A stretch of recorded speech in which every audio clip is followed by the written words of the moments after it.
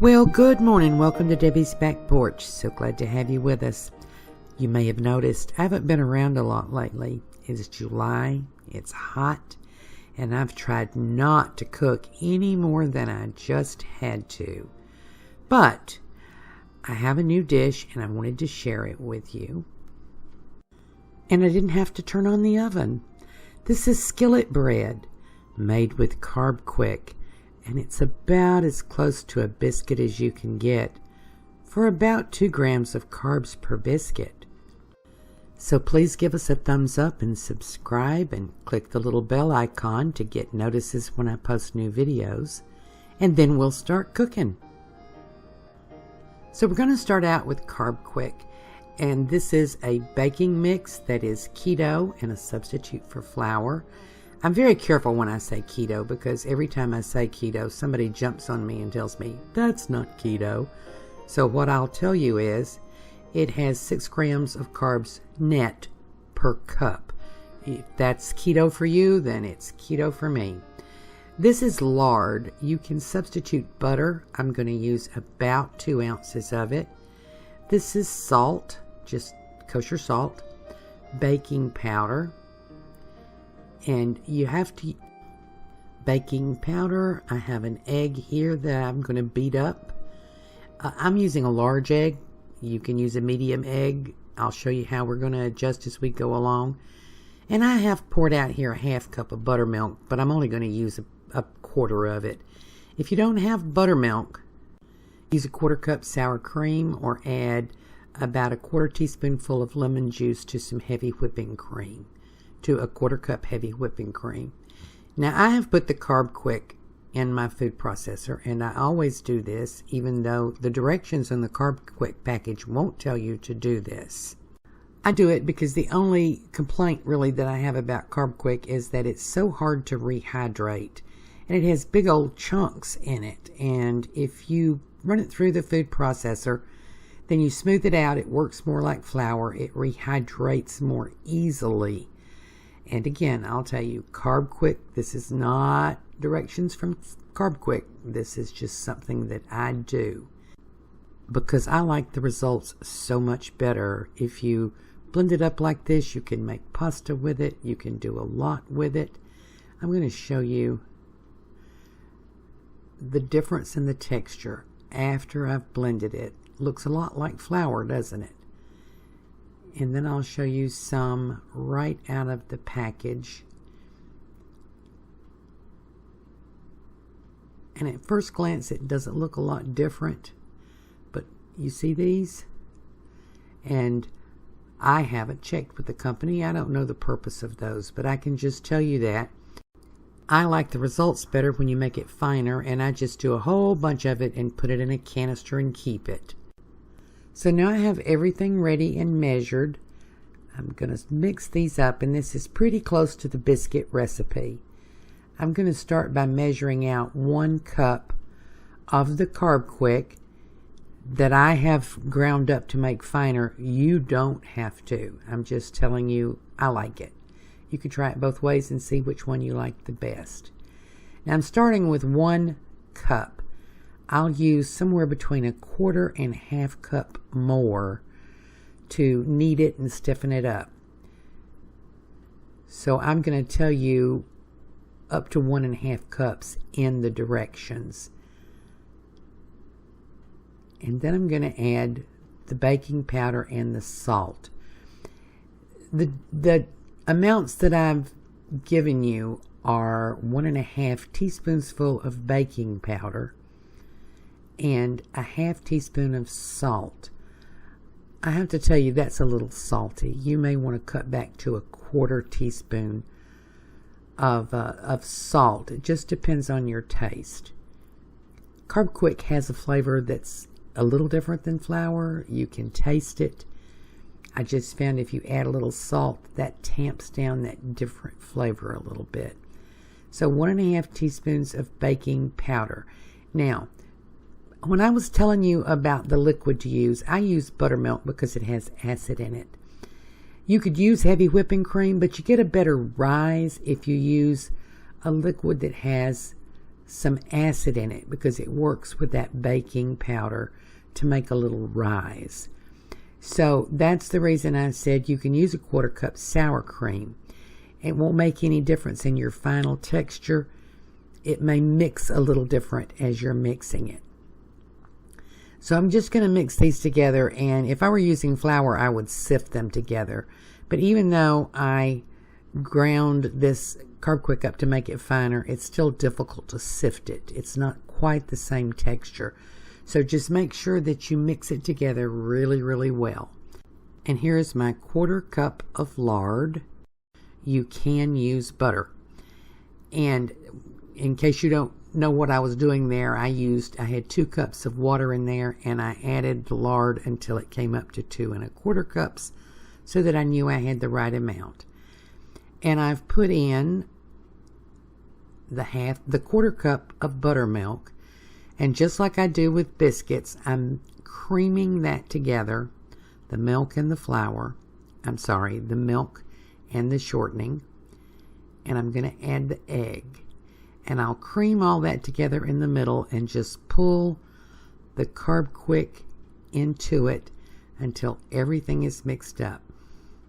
And no, you don't have to use your hands. I've been making biscuits for 50 years, and I've always used my hands to make it. Just make sure you wash them good first. And to me, you can't do this with a glove on either. You can try it. It's awfully messy. So I'm just mixing this together. And I'm going for the texture of, say, mashed potatoes. If it's a little bit stiffer than that, that's fine. If it's looser than that, add a little bit more of the CarbQuick until you get this texture. I'm going to clean my fingers off, wash my hands, and be right back. So I'm going to let this rest for about 15 minutes here on the counter. I'll put this plate on it to cover it. You can put it in the fridge. You can let it rest for 2 or 3 hours if you need to. I'll be back.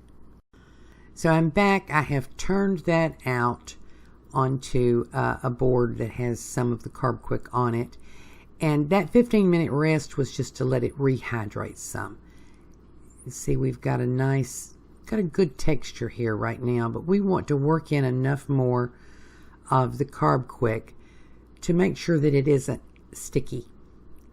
Now, if we were making biscuits in the oven with flour, it would be okay if they were a little bit sticky, but you don't want this sticky. So I'm going to work in, it was actually less than 1/4 cup, but according to how big your egg was and what the weather's like and the relative humidity, you might have to use a little bit more. And you have to do this by touch. So I'm just working it in until it doesn't stick to my hands or the board. So as I said in the instructions, and when I figure the carb count, I'm going to say 1.5 cups, but I actually didn't even use another 1/4 cup.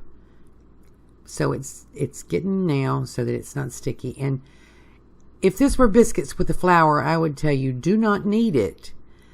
You can overwork flour. You activate the gluten, and then you get a sticky, not great texture. This is not flour.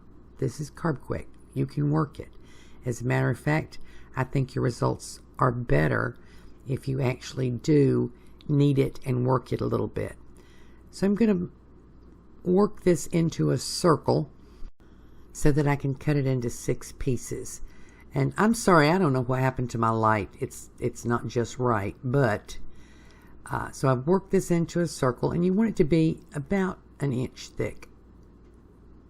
And I'm going to cut it into 6 pieces as close to the same size as I can. And no, they won't be exactly the same size because I'm just eyeballing it. You can weigh it if you want to. I don't think it matters. Part of the beauty of this is how quick and easy it is. So if you're a little bit off, it's not going to make any difference. So I've got 6 here. I'm going to make 6 biscuits. You can do this into 4 biscuits. They're pretty big and it takes a little bit longer to cook. I think it works better if you cut it into 6. because we're going to have to finesse the heat just a little bit. By the way, when I went away to let this rest, I put a cast iron skillet on my stove on the burner and turned it on the lowest possible heat so that it's preheating. Now, the only thing I'm going to tell you about these is you don't want to make them too thick, because as I said, we're going to have to finesse the heat, and I'll show you what I mean by that. So you're going to make them more into disc than you are balls. So however you make your biscuits, don't do it that way. Do it this way because we want to cook them directly on the pan, and we want them to be thin enough that they get done all the way through without scorching on the outside. Now, you don't have to watch me do all this. I'll be back. So I have my 6 little discs. I have my pan on the burner. I'll meet you at the stove, where I will introduce you to my trusty Griswold skillet. This is about 100 years old. It was a gift, and I love it. So the heat has been on as low as possible for about 20-25 minutes, and I'm going to put just the tiniest little bit of butter in there. And I could probably do it without the butter if you're using Teflon, which I never use Teflon, but if you're using Teflon, you don't need any butter at all. And I'm just going to put 3 of these in. Could probably put them all in, but it's hard to turn them over if you have them crowded. And I'm going to set the heat on 2 out of 9. This is a high BTU burner. 2 shouldn't be too much. Put a lid on it because we're going to create a sort of an oven here. And I'm going to set my timer for 3 minutes. And every stove is different, so the first time you do it, you want to set it for 2 and check. So the timer's gone off. Let's check them. It's been 3 minutes, and I want to flip it. And you see, we've got a little bit of browning there. And you'll be forgiven if you're thinking, oh, that looks like an English muffin. Because this is how you prepare an English muffin, except you have to use a form, and you don't need a form with this. So we're just going to flip them. And these are very light and airy. That baking powder and acid worked, and they're puffed up. Flip them over, cover them again, and wait 3 minutes. And I'll be back. Oh, by the way, just let me tell you before you send me a message, the bruise on my arm doesn't mean that I'm sick. It means that my dog came to tell me hello. She's sweet, but she has big feet. So it's been 3 more minutes. I'm going to pull the lid off here. And oh, look, we've got biscuits or English muffins. That one still looks a tiny bit gummy right there. So I'm going to flip it over for just another minute. But you do see, if you cook them at any higher heat, you're going to get scorched. And CarbQuick does not taste good scorched. I'll be right back. So it's only been about 30 seconds. I just went to grab a toothpick because I want to check and make sure they're done in the middle. And if you stick a toothpick in and it comes out clean, they're done. So 3 minutes on each side. And you're going to check yours with a toothpick to make sure they're done. And these are done. And then I'm going to cook the other 3. And I'm not going to put any more butter in the pan. We just want them not to stick. We're not frying them. And so you'll determine whether or not you think you need to add just a tiny bit more butter. As soon as I get them over on the counter, I'm going to butter them. Set the timer for 3 minutes. And I can't wait to eat. And here we go. We're going to break these open. I used a fork, by the way, like I would with an English muffin. And got a nice big dab of butter on there. I want you to look at the texture. This is the texture of biscuits. You know, I've tried lots of low-carb bread recipes. And some are good, and some are not so good.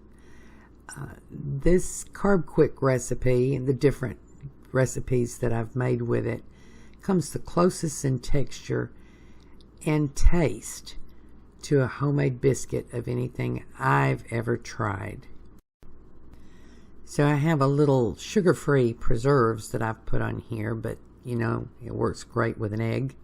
I want you to look at that texture. Does that not look like a biscuit? We didn't turn on our oven, we didn't heat up our kitchen, and we're not eating a lot of carbs, about 2 grams per piece. So I hope you try this. If you're eating low carb, this is a good thing to try. I hope you like it. And I hope to see you again tomorrow on Debbie's Back Porch.